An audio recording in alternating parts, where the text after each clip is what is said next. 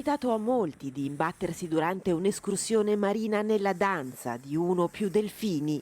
Esperienza non inusuale, vista la socialità di questi animali, ma che desta sempre stupore e meraviglia.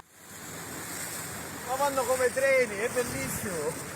Oggi tutto il mondo celebra questi aggraziati e veloci abitanti del mare tra i più simpatici e comunicativi, tanto da essere utilizzati per la pet therapy in una giornata istituita dall'ONU allo scopo di ricordarne l'importanza per l'ecosistema, ma anche le tante fragilità. Se molte specie degli oceani, come il delfino di Maui o la vaquita, sono a rischio estinzione anche sulle nostre coste, il delfino comune va tutelato? Tra i pericoli principali, le interazioni dei delfini con la pesca. È il cosiddetto bycatch, ovvero la cattura accidentale che si verifica quando i cetacei, seguendo i pescherecci, finiscono per ferirsi con i componenti delle reti o ne rimangono impigliati.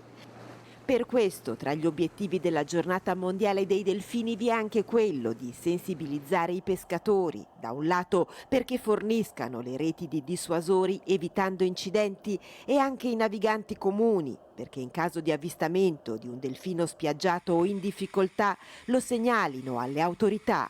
Un modo per garantire a loro la sopravvivenza e a noi umani l'eterna emozione di un incontro a sorpresa.